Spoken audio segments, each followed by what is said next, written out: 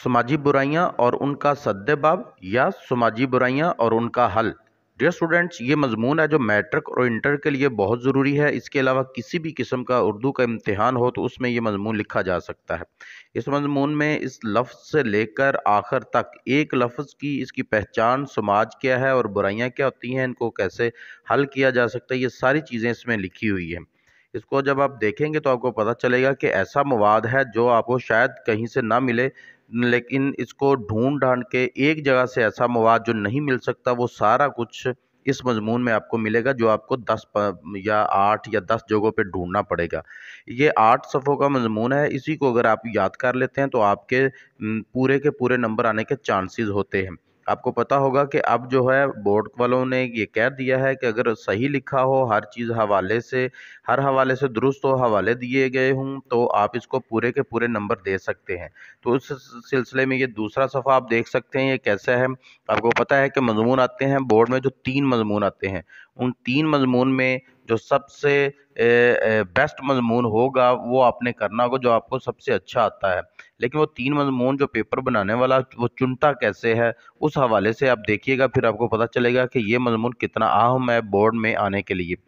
ये जब भी कोई लिटरेचर का पेपर होगा, चाहे वो उर्दू इंग्लिश हो या कोई और हो, तो उसमें जो मजमून आएंगे वो इस तरह का होता है कि 3 मजमून अगर आ रहे हैं तो उसमें एक तो होगा करंट सिचुएशन पर। करंट सिचुएशन मतलब जो मुआशरे में चीज़ चल रही होगी उसके मुताबिक होगा। तो आप ये देख सकते हैं, ये पहला जो मैं आपको बता रहा हूँ उसी पर ही, ये समाज में कितनी बुराइयां आम हो रही हैं और दिन ब दिन ज़्यादा हो रही हैं। तो इसलिए ये अहम है कि आपके जो समाजी बुराइयां हैं उनको हल कैसे किया जा सकता है, ये आपसे तजावीज़ मांगी जाएंगी, तो वो आपने बताना होगा। जितनी अच्छी लिखेंगे उतने ही ज़्यादा नंबर आएंगे।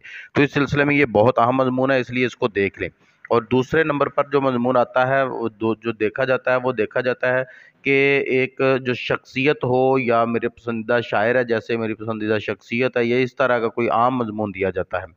और तीसरा जो होगा वो इस तरह का होगा कि जो हर बंदा ही कर लेता है। हर बंदा कर ले मतलब जो आसान हो। इंटर में है अगर बच्चा बैठा हुआ तो उसमें मैट्रिक में वो इस तरह का कोई किया हो, इससे मिलता जुलता आम सा मजमून दिया जाता है। और अगर मैट्रिक वाला बच्चा है तो उसमें जो छोटी क्लासों में करते आ रहे हैं, जैसे अल्लामा इकबाल है, मेरा पसंदीदा शायर है, इस तरह का कोई ना कोई दे देते हैं।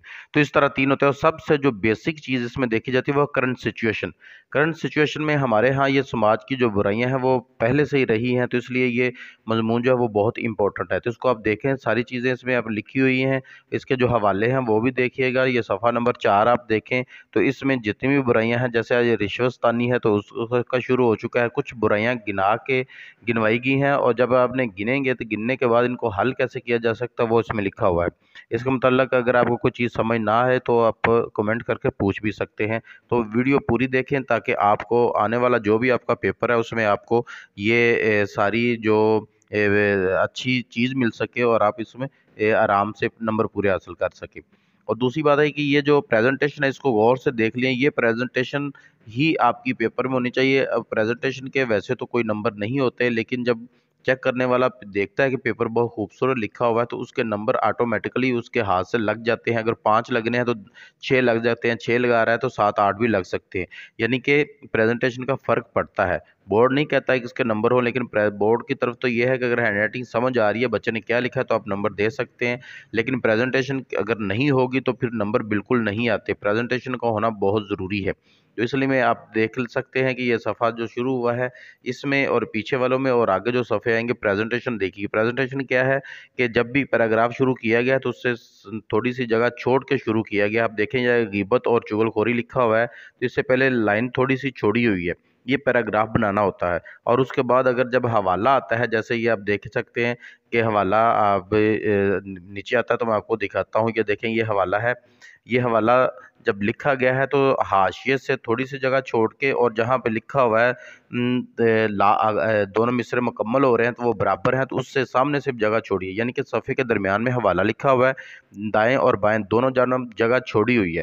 और जब हवाला आया तो हवाले के बाद फिर जो पहली लाइन लिखी गई है, इसलिए हमें गिबत और चुगलखोरी वाली, तो उसमें आप देखें पहली लाइन में फिर थोड़ी सी जगह छोड़ी हुई है। और शेर लिखने के बाद ऊपर या नीचे कोई जगह नहीं छोड़ी है, यानी कि कोई लाइन नहीं छोड़ी हुई।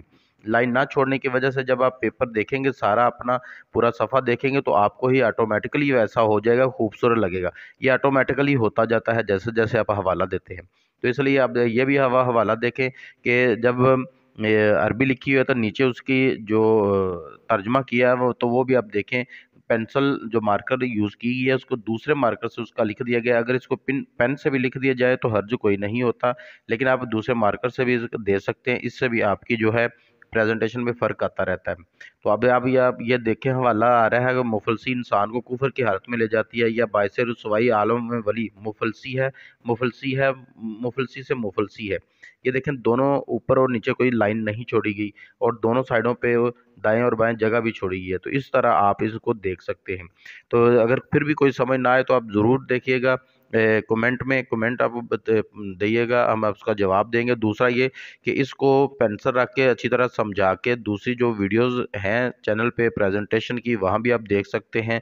वहाँ आपको पता चलेगा, सारी चीज़ें समझाई गई हैं, प्रेजेंटेशन क्या होती है, प्रेजेंटेशन बनानी कैसे है, एक सफ़े पर कितने हवाले देने होते हैं, वगैरह वगैरह। इस तरह की सारी चीज़ें वहाँ लिखी हुई हैं, तो आप वहाँ जाके वो देख भी सकते हैं। उसके बावजूद भी अगर समझ ना आए, तो जिस भी वीडियो की समझ ना आए उसमें नीचे आप कमेंट कीजिएगा, आपको जवाब दिया जाएगा। तो डियर स्टूडेंट, ये ज़रूर याद रखिएगा कि आपकी जो वैल्यू है वो सिर्फ़ और सिर्फ नंबरों की वजह से है। अगर आपके नंबर अच्छे हैं तो फिर आपकी वैल्यू है, और नंबर अच्छे होने के लिए आपकी हैंड राइटिंग के साथ साथ आपकी जो लिखी गई चीज़ है, यानी कि मवाद है, वो भी अच्छा होना ज़रूरी है। और मैंने कोशिश की है कि इस वीडियो में हाथ से लिख के आपको बताया जाए, ताकि आपको ज़्यादा से ज़्यादा समझ आ सके। और कोई समझ ना आई हो तो ज़रूर पूछिएगा, वीडियो को लाइक भी कीजिएगा, अगर चैनल को सब्सक्राइब भी कीजिएगा।